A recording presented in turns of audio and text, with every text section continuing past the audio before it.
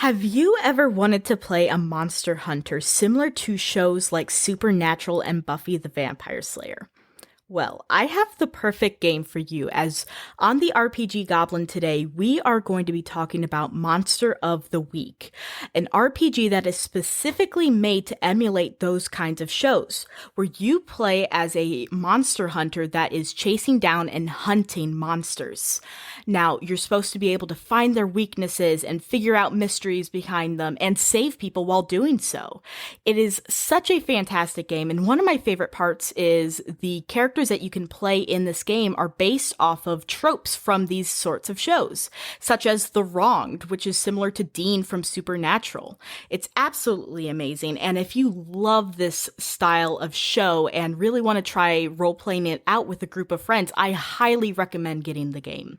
Now, in this episode, we just cover the basic mechanics and basic idea of Monster of the Week in general. And Emily talks about some of their experience playing the game and also gives some pretty good keeper advice. So I really recommend listening if you are interested in this game and want to run it. Now, let's get into it. All right.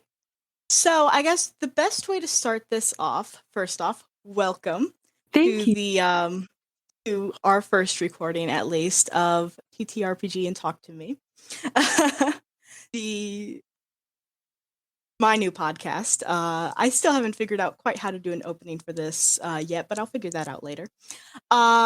Today we have on a wonderful guest, Emily from Paradice.made, who is a fantastic dice maker and a really awesome person. Oh, thank you. It's true. And today we are going to talk about Monster of the Week, which is a system I've been dying to play for a really long time and am currently organizing a game to play for, so I'm super excited about that. But as we've talked about before, you actually have some experience with playing this game. So I'm super curious, what got you what introduced you to Monster of the Week and what got you interested in playing it? Yeah, Monster of the Week was actually the first TTRPG I ever actually got to play. I got into TTRPGs in general through the Adventure Zone.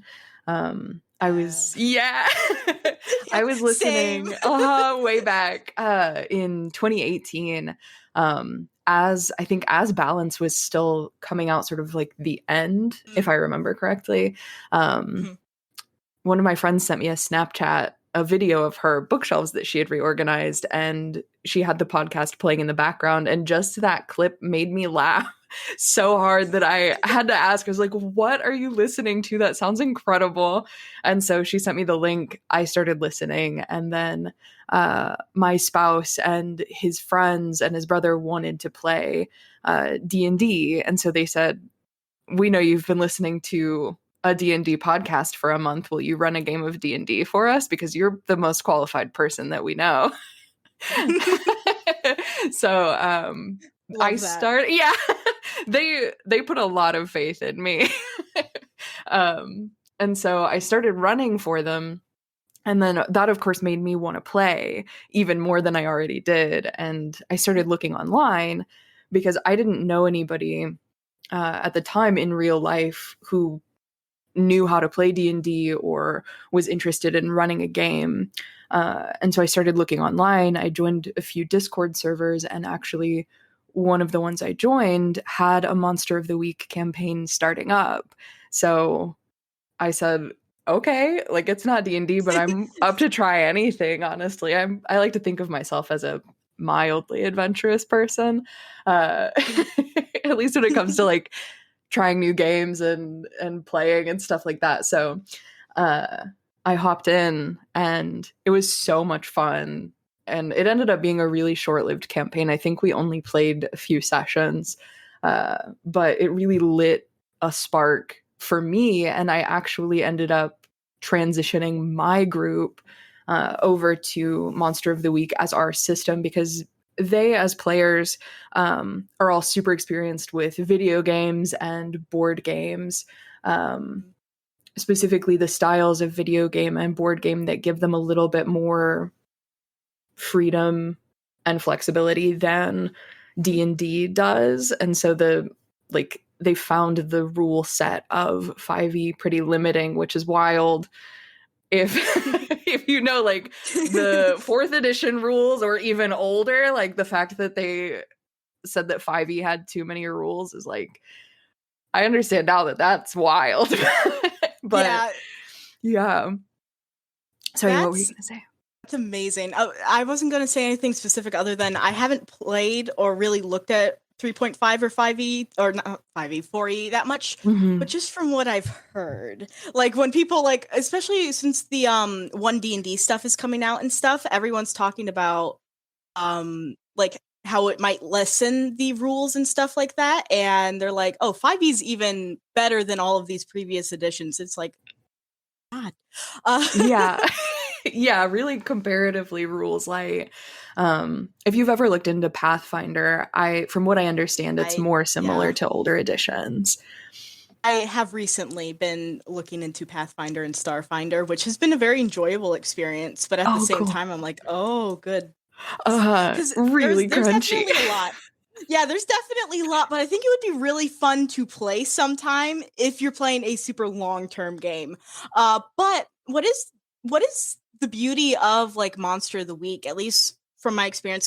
So my experience of Monster of the Week so far has just been, I've read through both books of it, just reading through, like getting to know the rules and system and stuff like that, and watching the Adventure Zone play it through Amnicity. Yeah.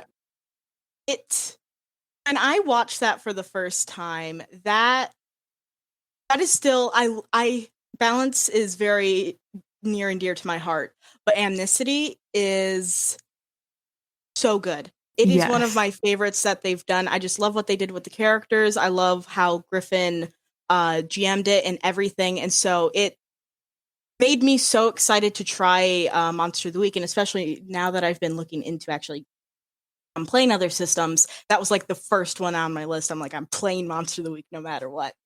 Yes, absolutely. I'm so excited that you're interested in it.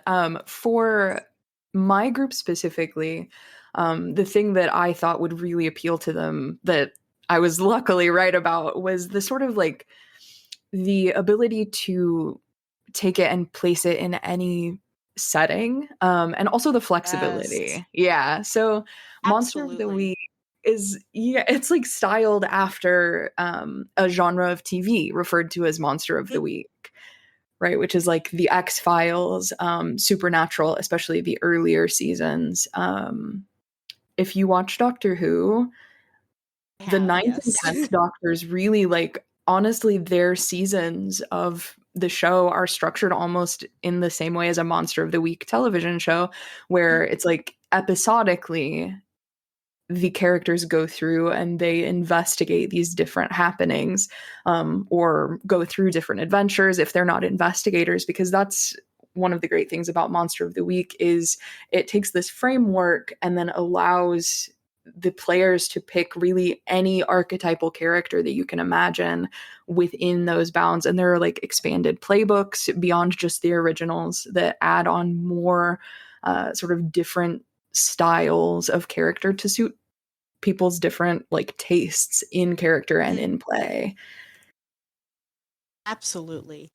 I 100%. I adore the factor, and this is very similar with a lot of the other Powered by the Apocalypse games as well. I adore the playbooks being archetypes of characters, and just like this is like the kind of character that you see throughout like media, like in obviously like Monster of the Week shows, you see these kinds of characters, and so when you're like sit down to play and you're like, I recognize like who this person would be and who this person would be, it also makes putting together a group for your characters so much easier, so because you can kind of place what everyone's going to be, what they're going to be good at, and what their kind of character is going to bring to the table. Yeah, absolutely. And it's exciting too for the players to be able to say like, all right, you've watched Buffy the Vampire Slayer. Who is your favorite character? Who do you think is the coolest? And then you can like kind of give them the playbooks, or like lead them toward the playbooks that you think they would find interesting, which was how I ran it with my first group initially because, excuse me, running D&D as a system, as a first-time GM who's never played before was really difficult for me, and especially because it is like, compared to other iterations of D&D, it's rules light, but compared to other TTRPGs, not necessarily. Especially when you get to like monster stat blocks and building encounters and puzzles and the variety of skills, the sort of like diversity of checks that you can have, and the various ways that characters can approach an encounter, that make it really preparation heavy for me as a new DM who wasn't familiar enough with the system to be able to improvise a lot. And I struggle DMing even still 3.5 years down the road with improvising. Like, that is difficult for me as a DM because I like to be prepared. But at this point, I'm much better at saying like, okay, if you want to do this, then make this check. And at that point, I didn't have that skill set because I wasn't that familiar with the system. So it was really taxing for me to prepare, and then also really taxing for my players who were trying to learn the system and sort of muddle their way through it. And I had a pretty big party. I had 6 players.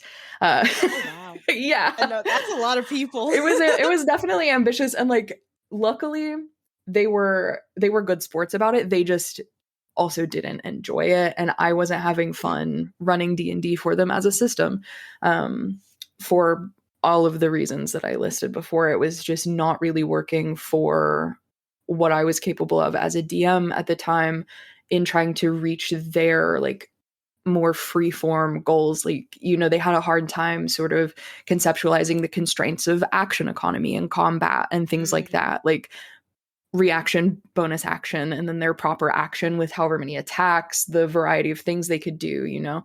And Monster of the Week really allows you freedom in that it has a lot fewer options. Yes. Right? It's that thing where it's like I having agree. so much less, so many fewer things that you can choose from really allows the player to diversify, to describe what they're doing. So you've mentioned that you are familiar with the different like playbooks and things like that.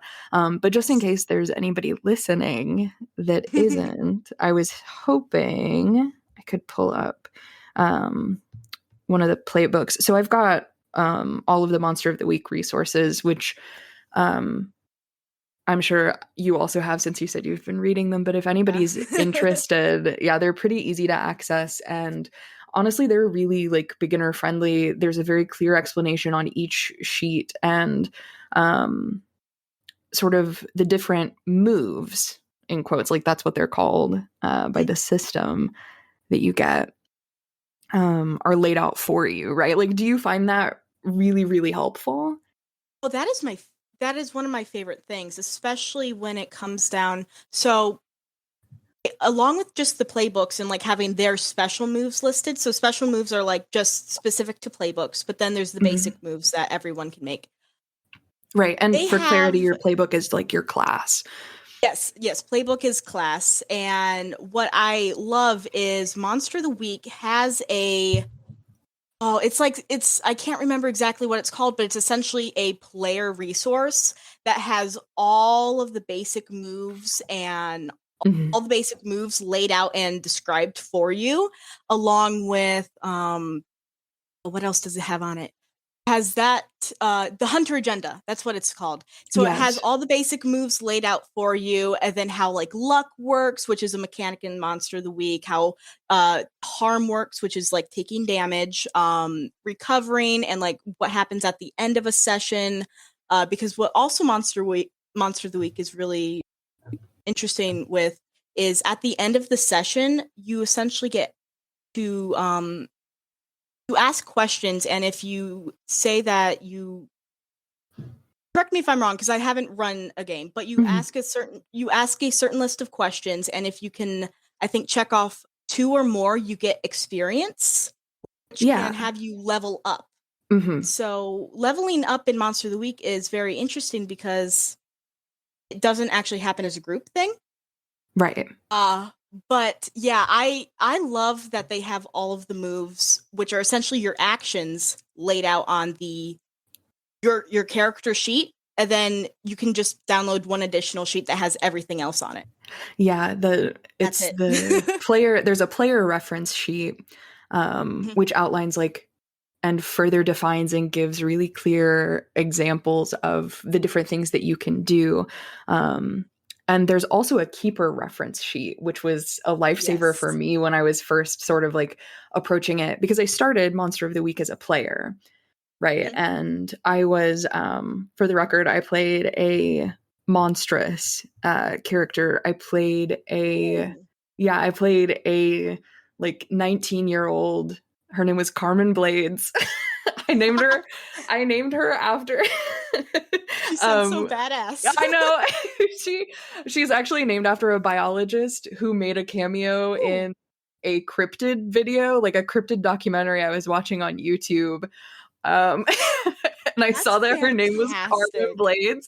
I was like, I can look no further. Like literally, this is the most impeccable name I've ever seen. And so Carmen Blades actually was possessed by a revenant. And so Hmm. she had like at times the revenant would sort of like take over, or they would like switch control. And so then her monstrous activities, like a lot of her moves and things, I took thinking that I would flavor it as the revenant taking over and doing these actions, whereas like when we were playing and sort of like investigating, doing our regular thing, I was playing as Carmen, doing like the normal moves, manipulate someone, act under pressure, investigate a mystery, things like that. So that was super fun. And one of my favorite things is that even within the playbooks, you can flavor your character however you want. Mhm.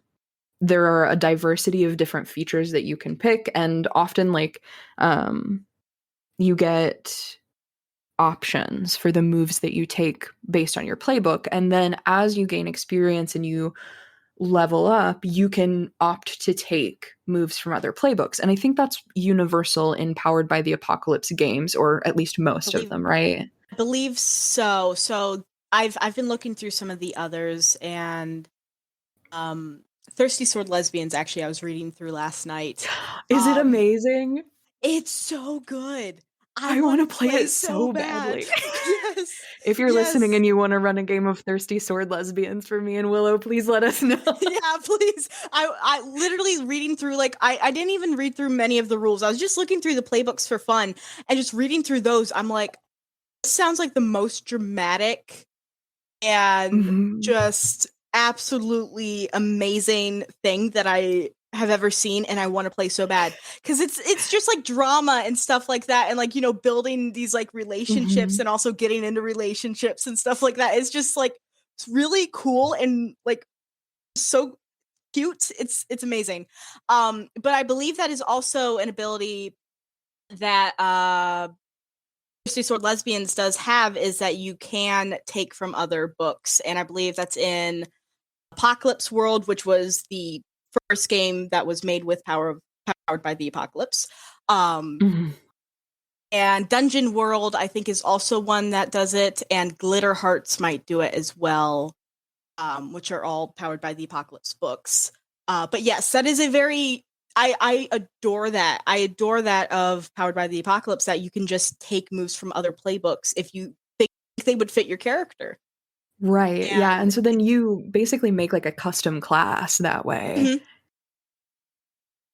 That's so cool. Especially compared to like D&D, where it's like you have like, obviously subclasses, I guess, kind of give you that in the way of, you can just like reflavor your class in the specific way, but Mhm. or multi-classing, I guess, you can do that as well, but it's still pretty limiting, because with Mhm. multi-classing, I mean, like, you take 3 levels, and you have to take 3 levels before you get a subclass in most cases. uh Yeah, I think it's like Warlock and Cleric, you get it at level 1. Warlock, Cleric, and I think Sorcerer might be 1 or 2. Maybe, Sorcerers yeah. 1 and Wizards 2. But yeah, it's very interesting because they don't offer as much stuff as they have with spells, feats, subclasses, all of that. It is very hard to customize your character more than it is in a game like Monster of the Week, where it is more freeing, like you've said. Because I mean, mechanically, absolutely, with spell slingers, I think you can essentially kind of have your magic however you want it to appear, for like your base attack and stuff like that, which I think is super interesting. Versus D&D is like you have to pick from these spells, and they just kind of function as they do. And at least me as a DM, I've reflavored my bard had a keytar that has a charge of hellish rebuke, except that it's like instead of fire damage, it's like psychic damage from like strumming the guitar really loud. So like I love that. it's my favorite thing. I was I was so excited to give this to my player when I was making it. I'm like, oh, this is going to be so cool. I hope he gets the reference of like, instead of it being fired stuff, it's just pure like noise. Yes. Oh my gosh, that sounds incredible. And yeah, that's also one of my favorite things is like giving players the freedom to really like run in whatever direction they want. You asked previously about my experience running Monster of the Week, and I think like I'm really proud of the setting that I made for it. I run all of my games of Monster of the Week centered on the same setting. It's a fictional place called Clementine, Indiana, and I'm from Indiana, a really small town in the middle of nowhere. And so just growing up out there gave me a lot of material to draw from for like the Midwestern horror, like Midwestern Gothic sort of like yes. very creepy stuff that you see that's really just part of living in the middle of nowhere surrounded by corn. It's incredibly eerie and desolate sometimes. And I occasionally run Monster of the Week for like my regular D&D groups when my DMs need a break. I'll say, okay, do you guys want to play like a session of Monster of the Week? Or like for Halloween, occasionally I'll run Monster of the Week. And I have developed one shot for like a fall time one shot. So anybody from the Midwest will get it, but it's themed around some weird shit happening in a corn maze, in a family-owned corn maze, which is common here. Like people will grow fields of corn and then just dedicate it exclusively to cropping it in such a way that they make a maze for people to go through. And teenagers, I'm going to spoil it for anybody listening, but the teenagers of this family got to pick the design of the corn maze, and they thought it would be like funny to pick something edgy. And so they went through, yeah, naturally. And so they were like going through old newspapers in their history class, and they saw like a sort of satanic panic that had swept through Clementine in the 1990s. And my games are always set in the early 2000s. So it was like 10 or 15 years prior.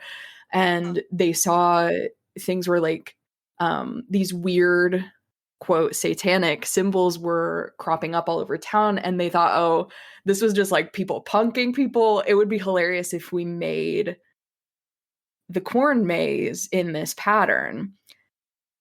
They didn't read the entire article. Oh, God. As you know, surprise, surprise. They just saw like, oh, satanic panic, vandalism, whatever, and the symbol, and they're like, we're gonna make that the corn maze this year. That'll be hilarious. Like our stupid, like whatever, like podunk town.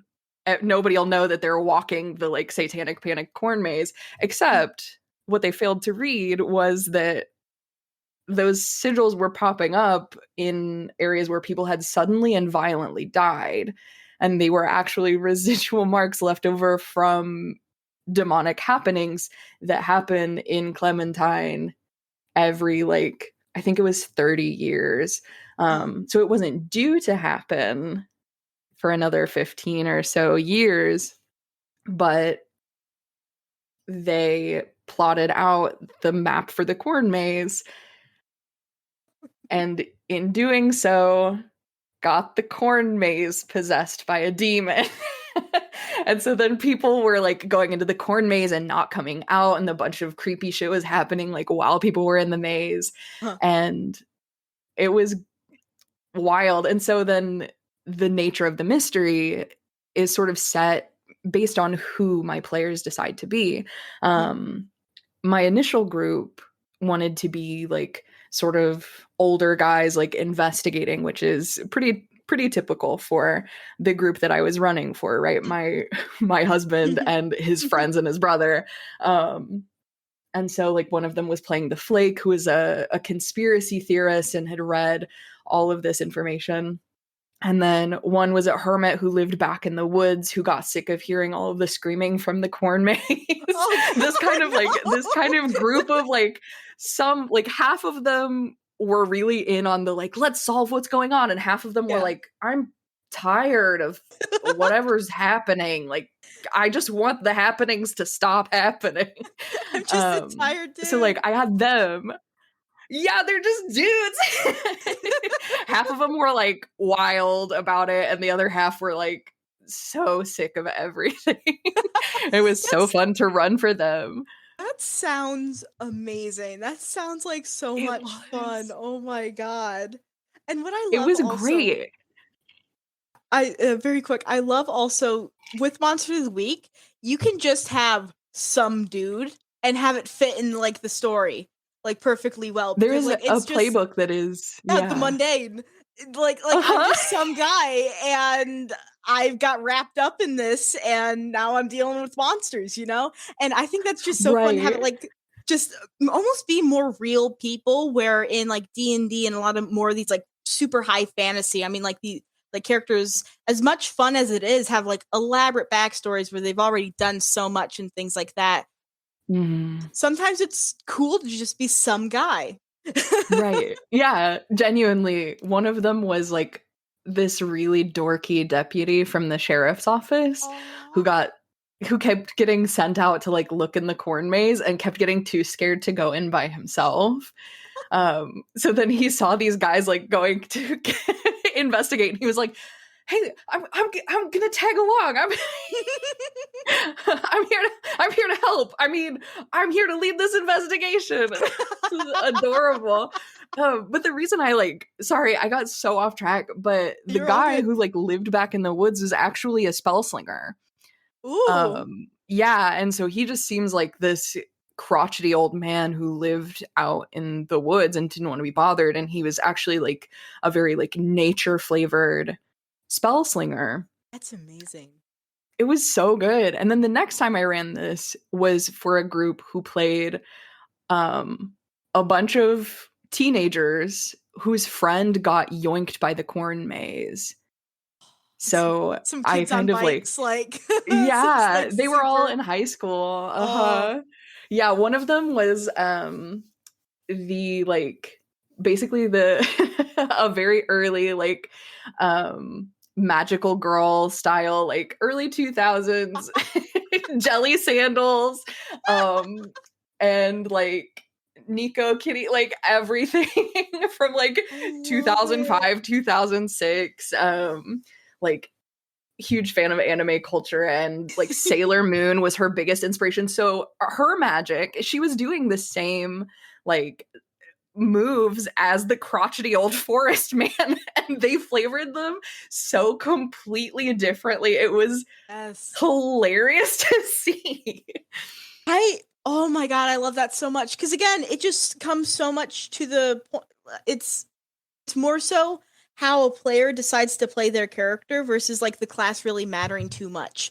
You can describe so many different things with how this magic or move or how you attack, anything like that, and be playing the same class as someone else who describes it totally different. And that's why I adore the narrative part of Monster of the Week so much.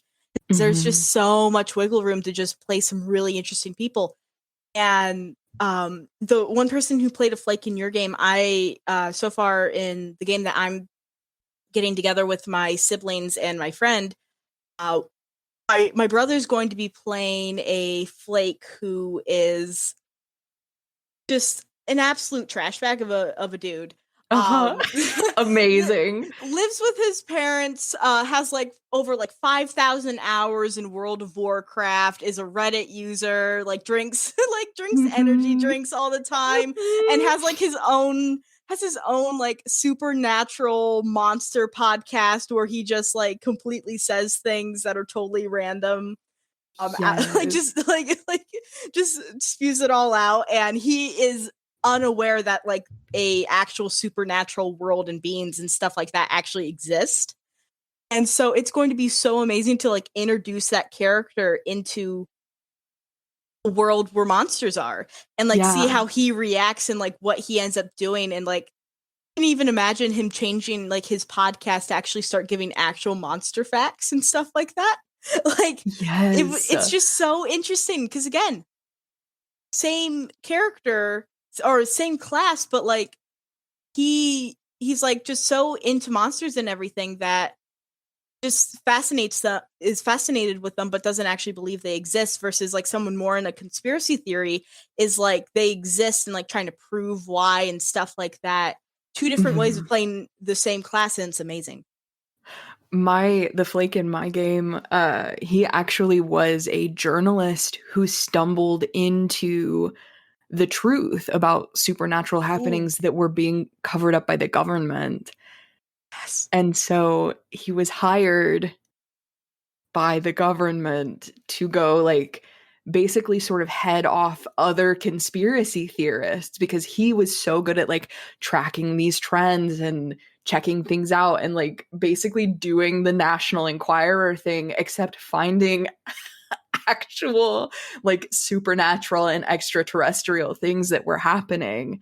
That is amazing. And so he like he had a contact in the CIA and he took himself super seriously, and he would like make these reports, and his CIA contact was just like, yeah, man, it is like, did you actually see anything in the corn maze, or are you just saying that a bunch of teenagers went out there and got home really late? You know, like it's that kind of a thing.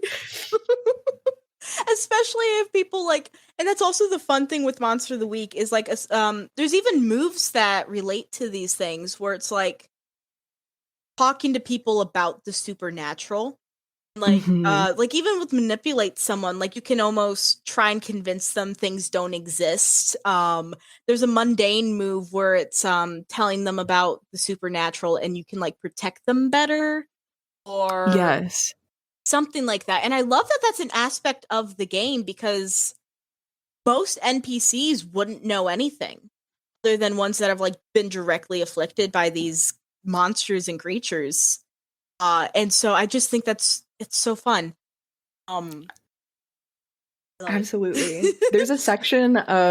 There's a keeper reference sheet. So we talked about the player reference sheet and how it like breaks down all of the moves and the things you can do with them. And there's also a keeper reference sheet that kind of helps to like anchor you as the keeper, which is what the DM or GM is called in Monster of the Week. And so it gives you moves to use as the keeper. So things like separate them, make them investigate, make them acquire stuff, take away some of their stuff, put someone in trouble. And one of my personal favorite sections is the bystander. Like basically your build an NPC section where it helps you sort of very quickly like populate the world or the scene that you're in. And that is like kind of a sidebar here. One of the things that I also love about Monster of the Week, as somebody who grew up watching the X-Files with my mom, and like other Monster of the Week shows have always been near and dear to my heart for that reason. It encourages you to sort of narrate things in a very visual cinematographic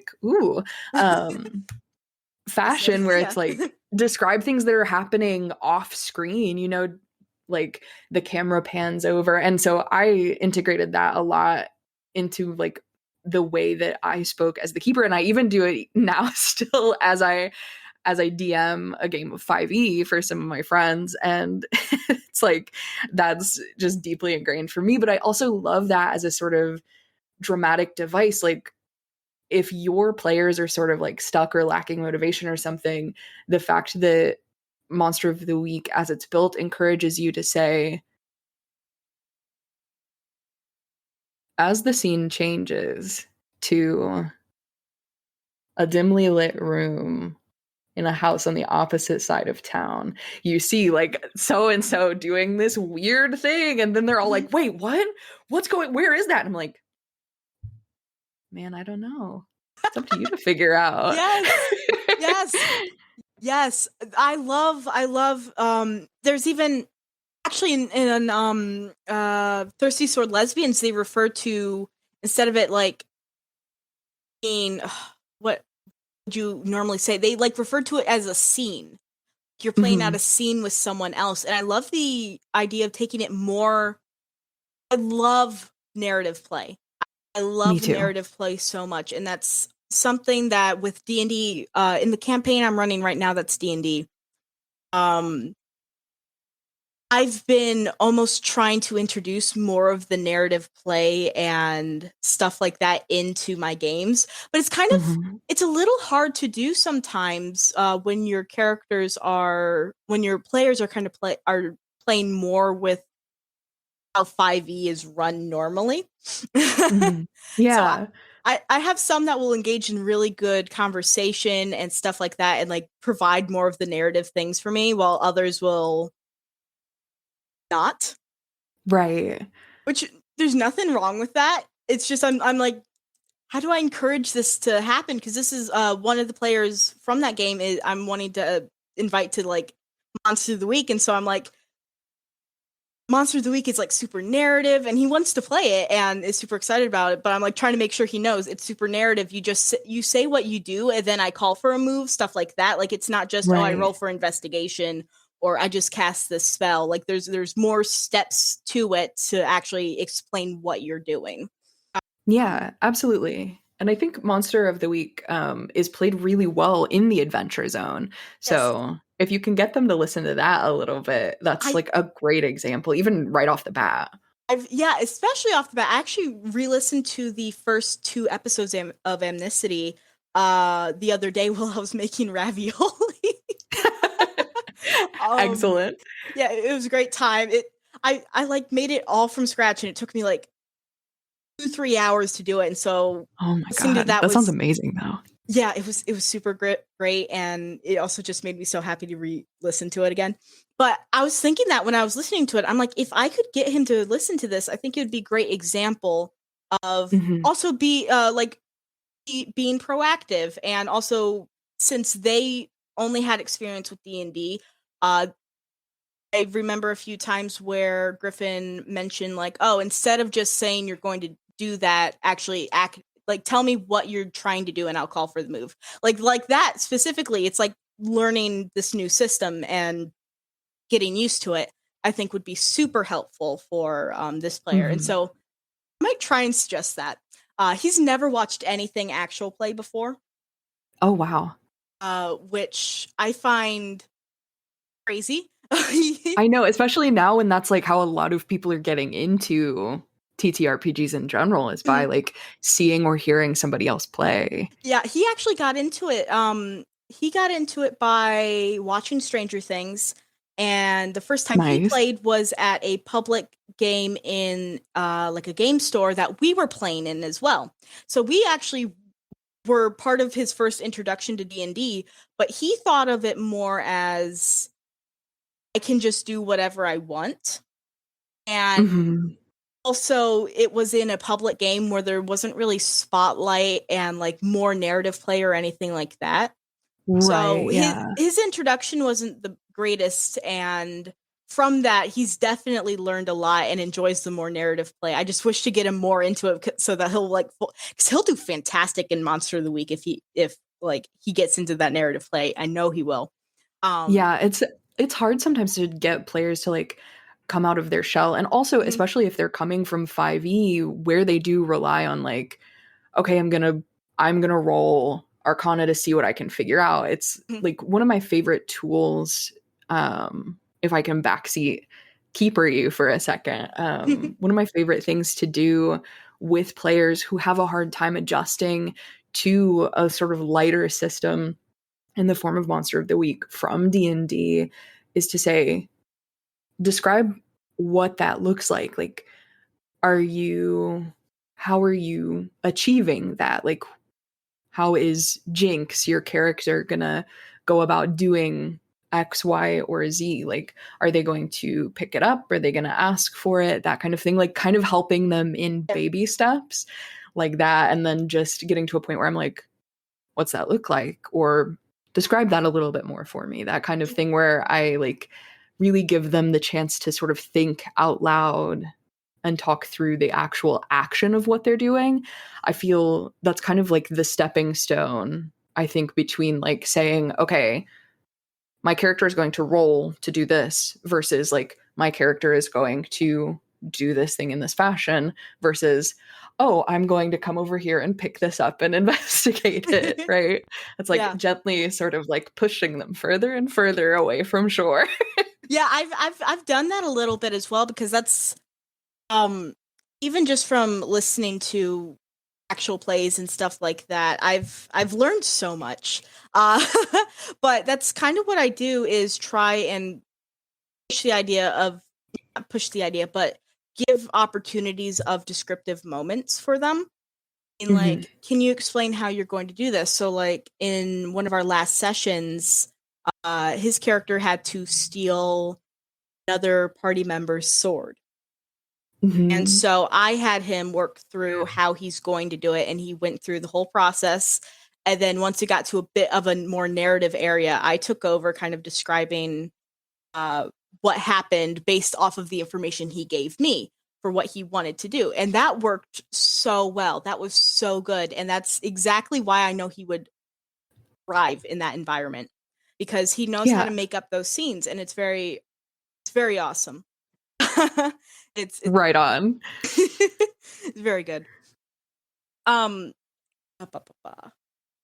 very curious. So for me personally, I've found, looking through, since we were just talking more of like the keeper agenda and stuff like that, how have you found the information and advice that Monster of the Week has given to you for being a keeper? So like their advice and tips and stuff like that on how to be a keeper for Monster of the Week, and setting up the stories and the adventures and stuff like that. Pretty good. I find it like relatively attainable, especially like I will sing the praises of the keeper reference sheet until I am out of breath, because like I have ADHD, and at the time that I started running games and playing games, like my ADHD was undiagnosed, and I had no idea that like I had no idea what I was working with regard to my own brain, or how to like approach things and organize things in a way that made them more like approachable for me. And I understand now, like I am very easily overwhelmed when I'm presented with a lot of information. And so learning a new system actually can be really, really difficult for me if I'm trying to do it by reading a book.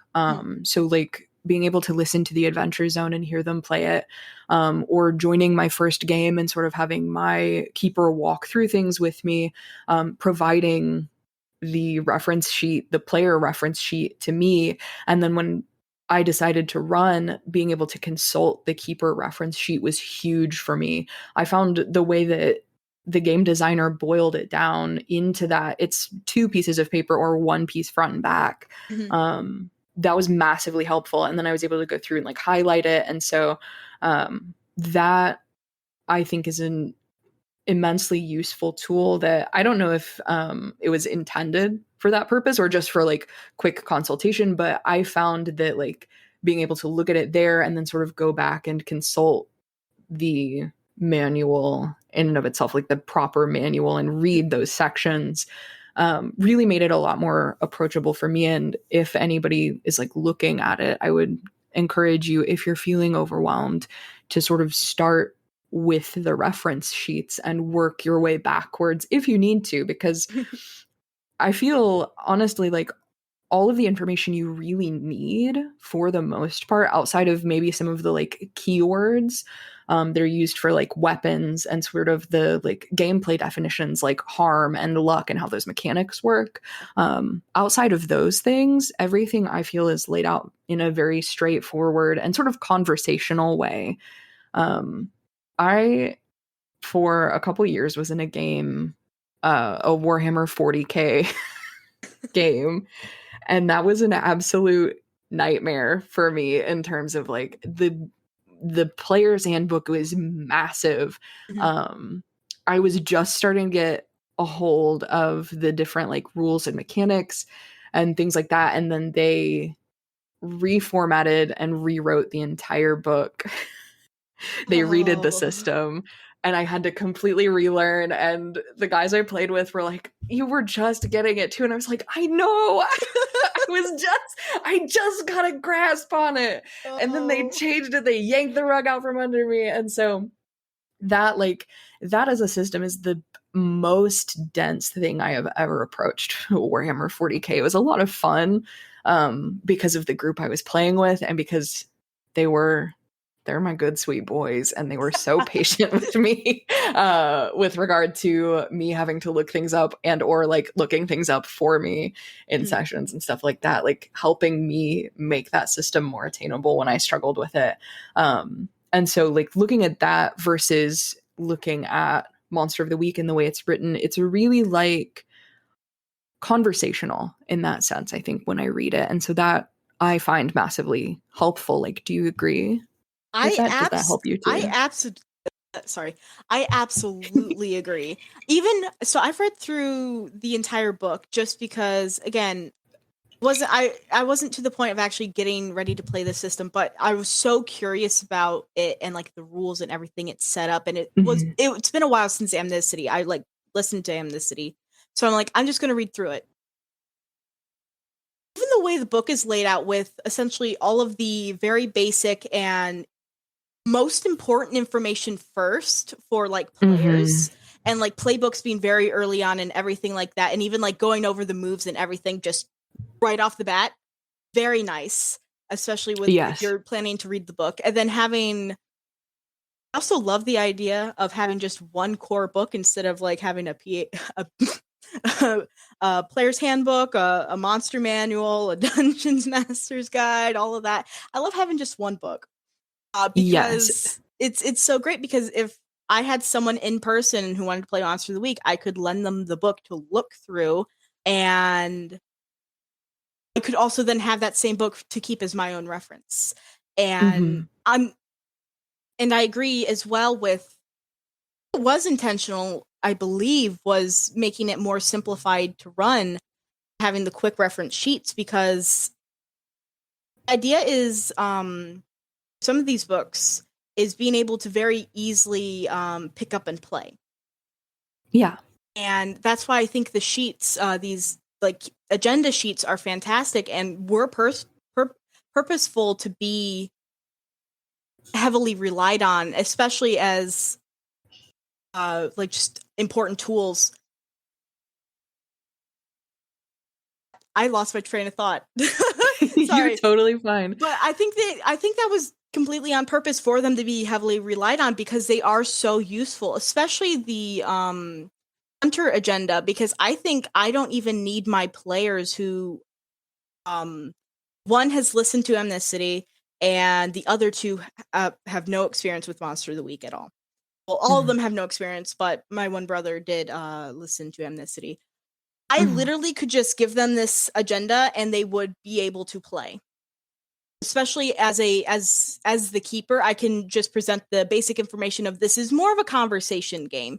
This is more narrative where you tell me what you are doing and then I'll call for moves, stuff like that. As long as you approach it and tell them what it is, pretty much the hunter agenda is all a player needs to start. And it's fantastic because when I first played D&D, the first time I played D&D was at the local game shop. It was a public one shot. It was pre-made character sheets, and I had no idea what any of it meant. I was so confused. But I remember, like, we were at the table and we were supposed to be doing something, and the DM asked, like, what out of what you guys are proficient with or know about, like, what are you going to try and do to prepare for this adventure? And the only thing that was on the sheet was like a few. It didn't even have the full list of skills. It only had like survival and maybe animal handling or something else. And so I'm like, what do you like? I only have these. Why do other people have different ones? But I didn't ask because I was like so confused, and I ended up like using survival or something to learn some information before we went, which worked. But we did that. I was very confused for the first time, really didn't know what was happening. And then it switched to, we're going to be doing a campaign so you guys can make characters. Right, and then you were left just completely on your own in a sea of source books. Luckily, no. There was one person, because we ended up being, we couldn't make the first session where everyone was making character sheets. So where everyone was making their characters, we could come the next session. So luckily someone was able to sit with me and my brother and help us make character sheets. But him having us go through the PHP, I'm like, I don't know what at all any of this is. I was so confused. I'm like, I don't know if I'm proficient. I was playing a ranger, and I'm like, I don't know if I'm proficient with a crossbow. Because I didn't have the book at the time. So I just only relied on the information I was told to kind of put on my sheet from this guy. And I'm like, okay, we'll try it. And so we played, and I got better. And then we finally got our own source book, our own PHP, right?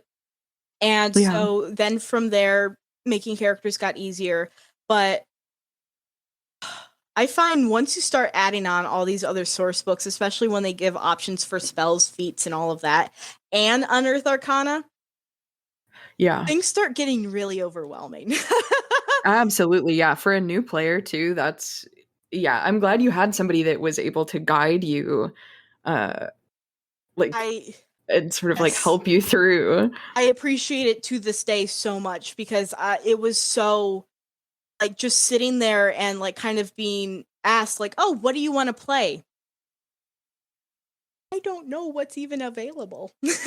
I ended up playing a wood elf ranger named Layla, and she was the first one to die. We were playing Curse of Strahd. She was the first one to die, and then I got an offering from Strahd himself being like, hey, I'll revive you. Like, okay, cool. And then I got a madness, and I'm like, okay. And then I died again and died permanently. Oh no. Poor Layla. Yeah, it was goddamn Death House, am I right? Yeah, I haven't played Curse of Strahd, but I have heard have heard the horrors of the Death House. Yeah, Death House is when I first died, and then I died again from getting hit, I think from like a lightning bolt. Not lightning bolt, but like whatever the lightning spell is. I think I got lightning. Lightning bolt is a spell. Call lightning. Okay, there are a lot of lightning spells. It was a lightning spell that I think that we were way too underpowered to be fighting the guy who casted this, and I got like full. I was already down a bit, but it was past half my max HP. In the negatives, like just from one hit. And so I was just outright dead. I had no chance. It was and what I do like about Monster of the Week as well is how scary it is to get in fights. Yeah, absolutely. Like, it has weight. Yes, exactly. And you look at your character sheet in D&D, and like even at the lowest level, you have like at least 6 HP. healing Right. spells if you have a healer around, like Yeah. abilities to be able to heal yourself back up. But with Monster of the Exactly. Week, it's like You You- take more than 3 harm and you're dying. yeah, and there's no way to just easily heal either. So Right. and and then that's where luck comes in, and that's where luck is such a crazy ability. It's so you've only got 7 charges of luck. Every character has this ability to use luck. You have 7 charges, and these 7 charges last throughout the entire time you're playing. So if you're doing either a one shot or a campaign, that's the amount of luck you get. And I think there's only when you get like advanced level ups, you get luck back. Yeah. And that's only like Yeah, one so that's point of luck. after that's like your 6th or higher Yes. level up. So it would take a very long time to get to. And Right. you get Yeah, and you don't level up every session. Mhm. So that's and and so that's all the luck you get. And once you start spending luck, it's gone. But if you spend a luck point, you can either roll a 12, which in Monster of the Week it uses Powered by the Apocalypse system, which is only using 2d6s. So you can get from 2 to 12 are your rolls. 12 is like the best roll you can get where you will succeed on what you're doing. If you roll lower than that, there can be consequences, things you have to give up, things you have to adjust to, or you just fail. Right. So you can either roll a 12, and so you'll be able to fully succeed on this thing, and there's even advanced moves that will let you do things that are even beyond what you would normally do. Or you can negate all harm, which is also a fantastic thing to have because harm is scary. I think you only have 7 points of health. Yeah. So period. if you take 3 harm, that's 3 health gone. Right. you're And there unstable. are degrees. Yeah. So 3 harm, it ranges from okay, and then you have your 7 boxes, and after that you are dying. Not only after you mark 7 harm, but after you mark your 4th harm and on, you are considered dying. And that means if you're not stabilized or attended to in some way get by worse. yourself or by someone else, it'll get progressively worse. I want to take a moment to appreciate what you mentioned with the rolls, and this is true of any Powered by the Apocalypse system, like Willow said, but the degrees of success is one of my favorite things about the system in general. Agree.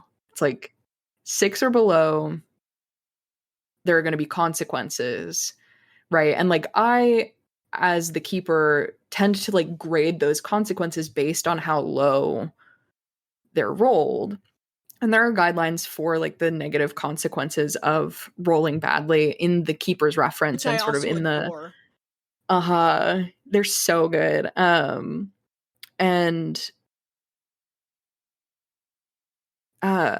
sorry, I lost my train of thought for a second. But then like if you get a moderate success, there's a trade-off, right? And that concept is one of my favorite things, is this idea that you get something but not for no cost. Exactly. Right. And it's only if you succeed, like I almost said with style, which is a fate thing.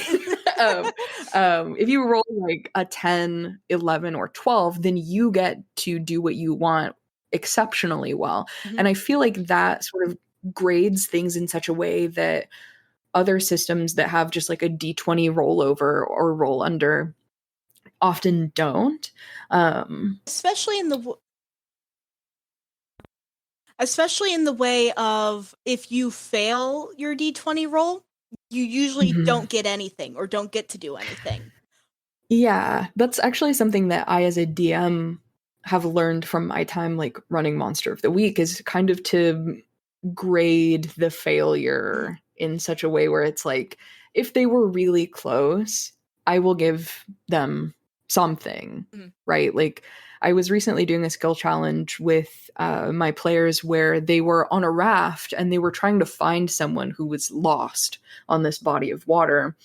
And one of my players tried to like basically use a javelin and a piece of rope to make a makeshift harpoon, spear something that was floating in the water, and then pull it back.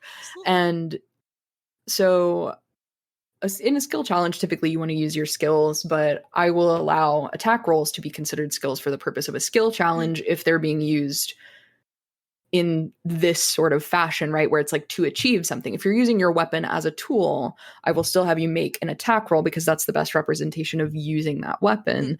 But you're not like trying to kill this box that you want to bring over to your raft, right? Absolutely. And so he like rolled like a 14 or a 15, which was below the DC that I had set for the skill challenge. But I mean, it's a box floating slowly across a lake. Like it's not, it was within his range. It's not going to be that hard to hit. So I sort of graded his success on that by saying like, yes, you get the box, but you're not doing anything to further your progress in the skill challenge, right? So it still counted as a failure for the skill challenge. And there wasn't like a catastrophic event that was going to happen if they got a certain number of failures, which does happen sometimes in skill challenges to take it a little off the path toward D&D.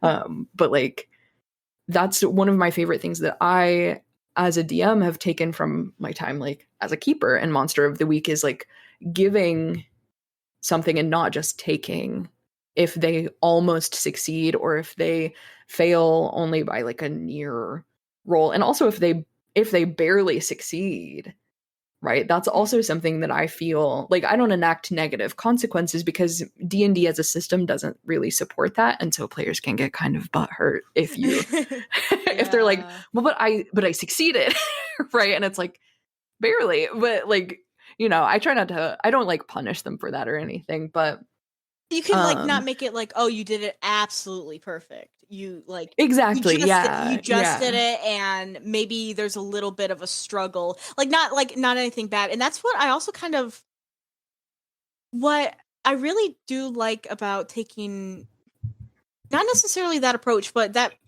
I don't know why, but that reminds me of what I like. I think it's in Monster of the Week. It might have been in a different game. If your player's character can do this, just have them do it instead of rolling. Yeah. And that's why I also like the moves, because the moves are not necessarily like, oh, you're just trying to talk to someone and, you know, kind of convince them of something random.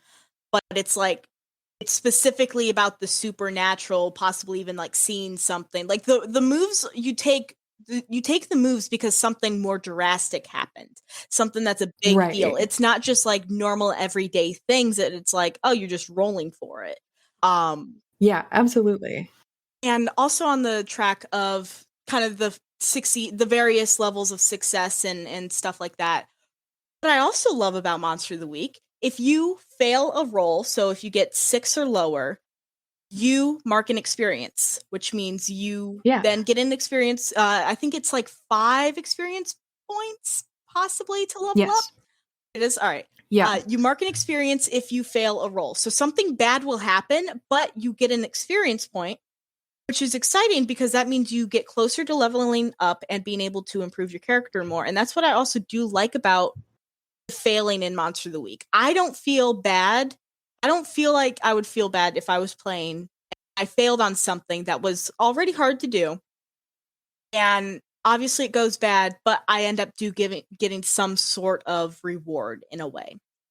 Experience points. It's really reflective of their learning, right? Like literally experience, right? Like failure is the best teacher. And that I think like, I like the fact that like, I read a critique one time, I think on Reddit, unsurprisingly, but it was like, I don't like that players mark experience when they fail because we're rewarding them for not succeeding. And it's like, sure, if you want to look at it that way, but also we're playing a game, right? And like, we're all like, a lot of people I think fail to acknowledge in any TTRPG in general that we're sitting down and we're doing this to play for fun. Right? Like the DM is doing this for fun. All the players are doing this for fun. And like, we get into some heavy topics, we get into some dramatic stuff, but like at the end of the day, this is a game. Exactly. And so when you have a mechanic that like the experience upon a 6 or lower, that sort of helps mitigate the disappointment of not rolling well, right? Like, one of my players has the most abysmal dice luck I have ever seen from a person. Like, we play in a D&D campaign on Friday nights, and I run for him and a couple of our other friends on Wednesdays. And so then when we were going over his character, like, and stuff, he was like, I'm gonna build this character the same way I built my character for our Friday game, which is I'm gonna min max, because otherwise I will never succeed at anything I roll for. And I was like, dude, more power to you. It's genuinely like legendary. He's rolled 3 nat ones in a row before. My God. It's heartbreaking. And so then I'm like, okay, how how can I mitigate this? And like, it is also, it does suck, like, to watch him have to go through that. And it rends your heart a little bit to be like, that would have been so cool if it had worked, but the dice said no. Yeah. And so then it's like, in Monster of the Week, at least, like, it doesn't work out, but they take the character, and like, the player gets the reward of marking experience and progressing toward getting new moves and things. They can maybe also help mitigate that, right? Yes, like, absolutely. in the future. Do you have any favorite moves that you've seen in any of the playbooks that you've looked at? So I've been looking at a few more recently for my players. I love the flake one where it says they always know when someone's, like, when they're being lied to. And I love that move only because, so we play online, and all I can think of, my brother's planning on taking that move for his character. And my plan for it is to, instead of just telling him someone's lying to him, like out loud, I'm going to message him privately and say, being lied to, after a conversation happens. And so it kind of keeps the intrigue and still the mystery of, like, whatever the lie is, but, like, still lets him know something's happening. That's one I really like. Oh gosh, some other ones. What are some of your favorites while I'm looking through some? I legendarily, in the session that I ran for my friends who were playing, like, a bunch of teenage girls, one of them was playing a, like, hapless, clumsy, I can't remember if she was like a field hockey player or a softball player. It was a very Indiana sport. Yeah, it made my heart so happy. But she was a mundane, or she was the mundane, which we referenced earlier, but, like, for context, it's, you are playing an average person. You're just like a normal person that gets, like, it's like Xander from Buffy, if you're familiar, right? Like, you're just existing in this world, and you have no idea that there's the supernatural. And yet the mundane gets some of the best moves in the game, in my opinion. And my personal favorite is called Oops. Yes. Do you want me to read it? Absolutely. I was just going through, I'm like, I know there's a mundane move I really liked, and as soon as you said that, I found the move. It's like, yes. Go ahead. It's so good. It's called Oops. And if you want to stumble across something important, tell the keeper. You will find something important and useful, though not necessarily related to your immediate problem. So that kind of gives you, as the keeper, a little bit of, I hate to call it an out, but, like, a bit of a caveat to sort of, like, suspend the drama still, right? You're not obligated to give this player whatever the immediate answer is to whatever's going on. But one of my personal favorite things is this character, the, like, field hockey player, would just, sometimes she'd be like, oops, and I'd be like, what happened? And she's like, I tripped. And I was like, you trip, you stumble, and you fall, like, on the curb of this convenience store you're walking into, and you notice a screwdriver laying on the ground in front of you. And she's like, I take it. And I'm like, okay, cool. And so then she just pocketed the screwdriver, and then later the screwdriver was key and instrumental in helping them like pry open the lock of a toolbox that had things that they needed in it, right? And so like I knew that that was going to be an obstacle later, but one of my personal favorite like tricky games to play as a keeper is to give them important things ahead of time or make it seem like just a part of the environment or something like that. And like they might pick it up, they might not. They might make note that it's there, they might not. And especially if they keep it in their inventory, I'll give it to them early on. I won't remind them that they have it. Yes, because but it'll be something that's the answer to a problem later. I love that as well, because then it's like once you go later into the game and stuff, they should be keeping notes of their inventory so they can like be looking at like, oh, what do we have that can like, you know, help this. Absolutely. I love I love like those kinds of things so much. That's why this isn't Monster of the Week related, but during the last like combat I had in my D&D game, it was very much a combat they weren't supposed to win. The way of like it was unwinnable for them, and they realized that, and so their whole objective was trying to essentially get out and escape. And my favorite thing was everyone looking through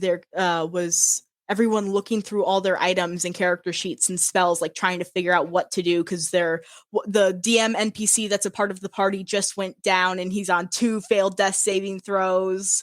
I'm in immediate danger right here, like trying to figure out what can we do right now. And that was my favorite thing. People like look at what items they have, and like over time, these are things that I've collected and gotten. Like, what can I do with it? How can I make this better for me? That is my favorite thing. And that's why I love Oops. When I saw the mundane playbook for that, I'm like, oh, because one of my players is actually planning on taking the mundane playbook. I'm pretty sure he's taking Oops, and I'm so excited. It's so good. Because it kind of gives you, as a keeper, an opportunity to interact and give your players some things in a way that's not planned. And like that you can kind of make up on the spot and like have some fun with even. And I just love the idea of what you can do with it. Right. Trust me. That, and to like almost taunting them with something by giving them something really, really weird. Yeah. Like giving somebody something really weird on an Oops is so good to me, because then they and the rest of the group are like, why do I need a half-empty pack of cigarettes? Right? You can use it to bribe the town psychic, who's an absolute chain smoker, into giving you more information. Absolutely. But it's just like really weird and situational stuff, and it makes me so happy. Oh, I love it. I love it so, so, so much. And another mundane move that I like is Trust Me. Where it's like, when you tell a normal person the truth in order to protect them from danger, roll plus charm, which is one of your stats. On a 10 plus, they'll do what you say they should. No question asked. On a 7 to 9, they do it, but the keeper chooses one from these. And this is where I love the references that I love the stuff that the playbooks offer for the keepers for some of these moves. Such as this. On a 7-9, they do it, but the keeper chooses one. They ask you a hard question. They stall and dither a while. They have a better idea. So it'll essentially be they will do it, but you have to then compromise with whatever they're going to do. Either they'll like not want to do it and like take time away and stuff like that. They'll ask you a hard question, which can be about the supernatural monster creature thing that like you just encountered. They have a better idea, which means they might not do it unless you agree to like an aspect of their idea. And on a miss, they're going to think you're crazy and maybe dangerous too. Which can really be crazy if you're playing in a campaign where, I mean, you're in a small town. And Yeah. Word can get around and stuff like that. And I just love, again, that's a good, I was talking about earlier how manipulate a person and how there's really good moves about like talking with NPCs about these creatures in Supernatural, because there's some really good moves to deal with it. Like this can have really bad drawbacks if you end up getting a miss. That's where, again, with luck coming in, sometimes it's worth it to use a luck point to try not to have a bad thing happen.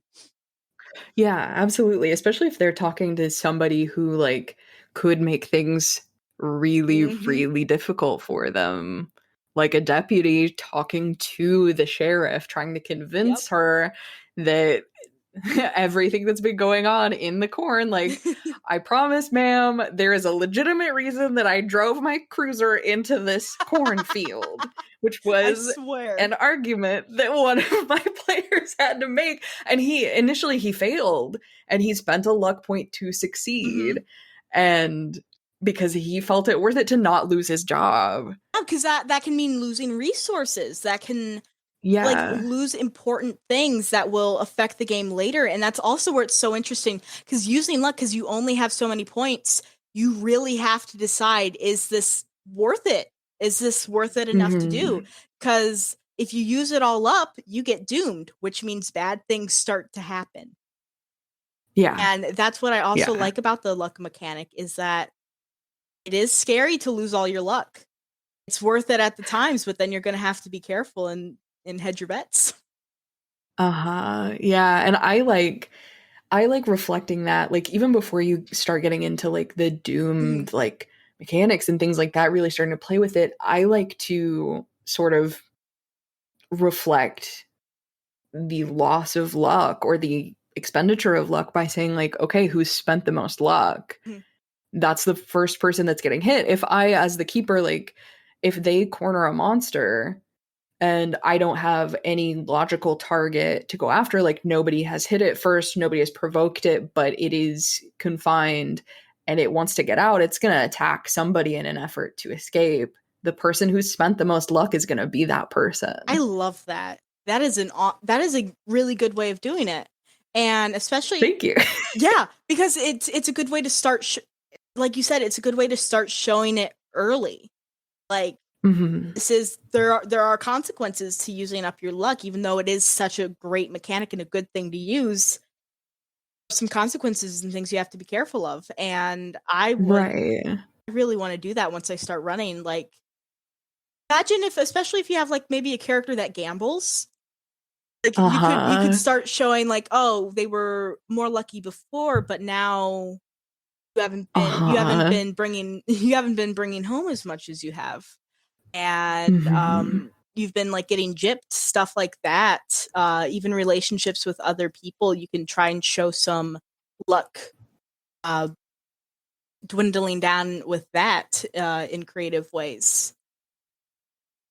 Yeah, absolutely. It is a tough thing to balance sometimes, because you don't want to punish people too much for using their luck, because you don't want to discourage them, right? But I feel like in times like that where it's like, okay, who's going to get in trouble first? Who's going to, take the brunt of this consequence? Who's going to get negative attention here maybe? And then that's your easy answer.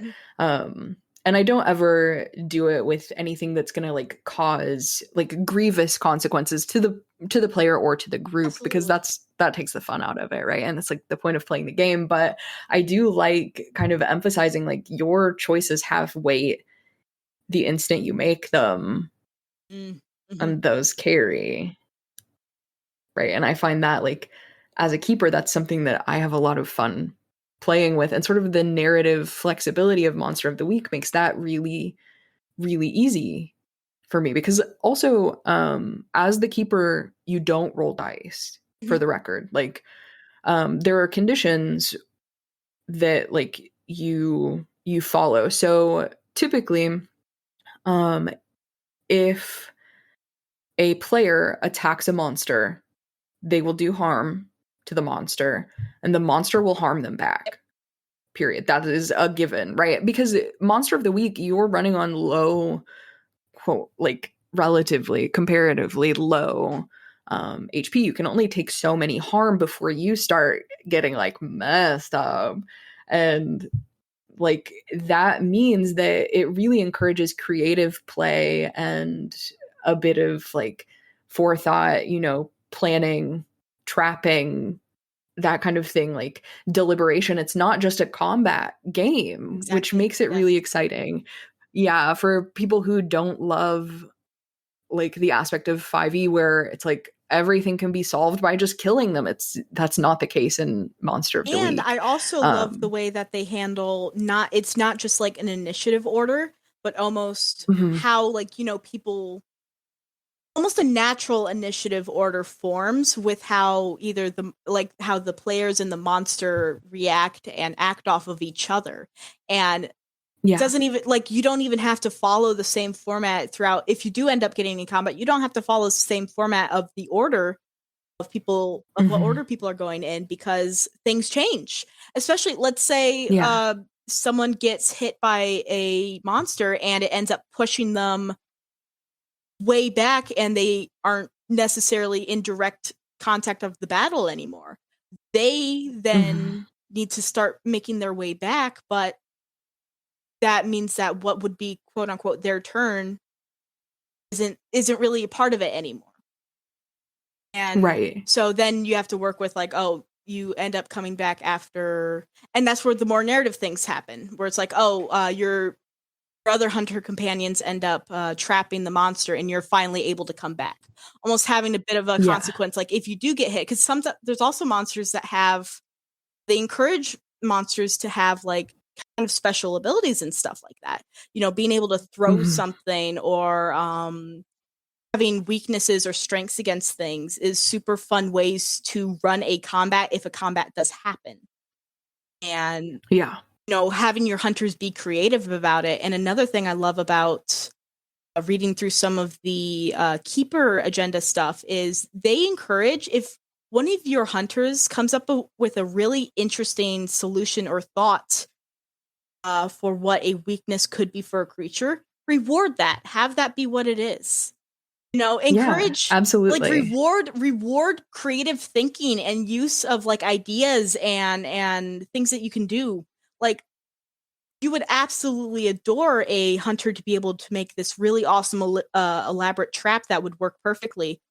Don't have it just fail because of some random reason. Have it succeed because that was really cool and they put in thought and effort into that, and it's awesome. Yeah, and you have room to do that as the keeper in a Monster of the Week game because there are no stat blocks. Yes. You make up the monster that you're facing. So, like, I've done demons, like the demon in the cornfield, that wanted to be unbound. And so it was like taking people captive and was waiting for a full moon to sacrifice them in concert and free itself, right? And so then there were all of these people bound up in the cornfield, and like that was something that the players like had to contend with, was like, are we gonna go try and fight off this like semi-sentient corn that's being controlled by this demon, or are we gonna fight the demon itself, that kind of thing. And I did a Halloween one shot where during trick-or-treating a group of ghosts tried to like rebel by possessing blow up lawn decorations and using that as their corporeal form to try to like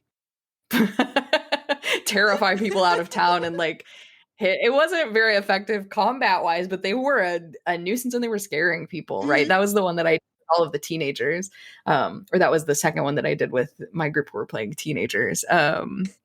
Things like that, where it's like they're a group of teenage girls in Indiana. They probably do have reasonable access to at least one gun, but like they didn't want to, like none of them took a gun on their starting equipment. Like that wasn't in their inventory. Love that as well. Is that being able to use mundane like objects for your weapons, like a screwbar.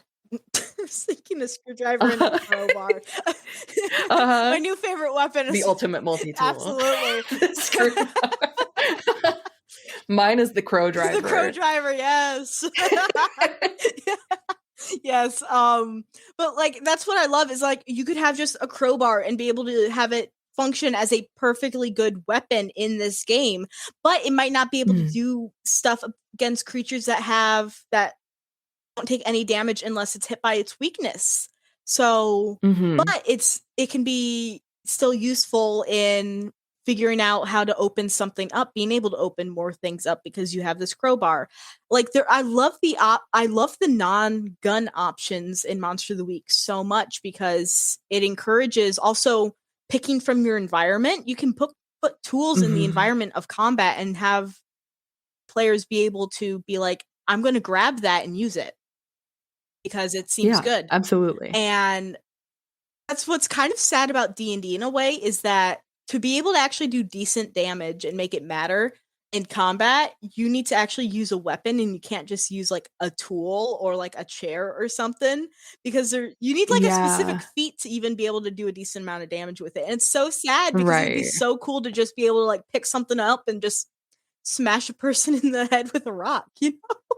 Yeah, in a bar fight, I'm picking up a stool and I'm going to start swinging. It's like, you can't tell me that doing that to somebody's head is not going to hurt them, right? Exactly. Like, if you are in a real life bar fight, it's going to freaking hurt to get hit in the head by a stool.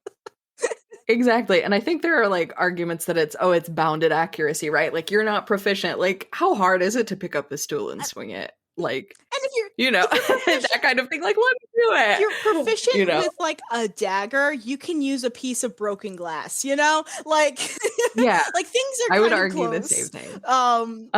But yeah, I do love that because I mean, you can get a flashlight. You can have a flashlight as a weapon, but it's still then a functional tool on top of it. And I love that. I just love that so much because it makes what you pick actually feel more useful out of combat.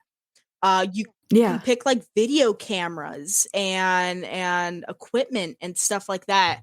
The expert can get a monster hunting like vehicle that has advantages and drawbacks, and I love that. I think it's so cool because it also can just give some extra quirks to your character. Like, what kind of things would this person have? It's amazing. Monster of the Week, there's so many of the other Powered by the Apocalypse games I really want to read more about and get into more because just from Monster of the Week, I know I would like them because they're based off of kind of the core system of narrative play and simplicity. And I just want to look at so many of these others because there's one called Masks where you play like teenage superheroes. You're the new generation of superheroes and like you're dealing with home life and school and stuff like that on top of actually becoming a superhero. Oh, I love that. I love it too. It's like superheroes and also a slice of life. Exactly. Yeah, it's so fantastic. There's like a little introduction for it. I don't even remember what it said, but it's like it's so iconic. And then there's Glitter Hearts. I don't know if you know what Glitter Hearts is. It's purely plain magical girls. You play magical girls who have like mundane, like they're like kind of mundane form, like, you know, how they are every day, but then like they have like a magical girl form with like powers and abilities and all of this, and you're like, you can be a pop star and stuff like that and deal with like, you know, your drama in life versus your drama with like these group of other like magical girls. I love it so much. My inner Sailor Moon obsessed 7-year-old is screaming at the prospect right now. That sounds amazing. My brother wants to play it so bad. He wants to play it so bad, and I want to as well because it's powered by the apocalypse, and like you can even be like powered and have like connections with like elements or emotions and stuff like that. which Uh-huh. also just feeds so Oh, much into that magical girl trope and everything, and it's so good. yes. There's I love that. If you have like an emotional connection with joy and that's like something that fuels you, you can do a thing called happy place. You can manifest a bubble around yourself, another person or item that gives them an armor equal to your persona rating. Like kind of like keeps it safe. That just warmed my Keeps it heart safe all the way through. inside. It's so Why cute. is this so cute? Oh my god. Okay, I know what I'm reading about after Yes, it's this. so good. 10 out of 10 would recommend. Oh my god. That sounds It incredible. Oh. is. I will read through I will read through that one, Thirsty Sword Lesbians, Masks, all of this. Like all of it. It Yes. will it will be like collecting Pokemon but powered by the Apocalypse games. Yes. They're so easy. They're like second, I think, only to like one page TTRPGs. I'm a huge fan of Grant Howitt. I have no idea what that He's a is. game designer. He's the one who came up with Honey Heist. Oh, I've Um heard of that. yeah, so it's literally just one page. Am I allowed to swear Oh, yeah, you're fine. on here? I think I said shit earlier and then I was like, "Oh no." You're perfectly fine. He made an Elden Ring inspired one page called Fucked Up Little Man. And it is like it looks so good. I'm gonna convince a couple of my friends in my like Wednesday, Friday group to play it with me. And it's like you take turns being this fucked up little man in a room, and it's based on like the tropey like Dark Souls NPCs. And you have like a quirk where it's like a dialogue quirk where one of them is just like you sigh after every sentence you say or something like that, or you have like the most ominous little like like a Dark Souls NPC. It's amazing. And he just like posts them. I think you can buy a lot of his stuff for like pay what you want. Um he's also done one called The Witch is Dead, which I've run a couple times that I adore. It is a ton of fun. You play the familiars of a witch who has been killed by a witch hunter.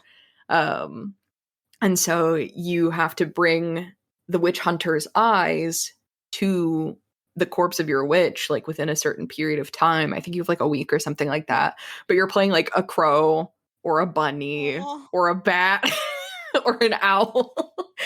it's it's so good and weirdly horrible and wholesome, like having these little creatures who have like very minor like skills and like one cantrip basically Oh. try to kill a witch hunter. Mhm.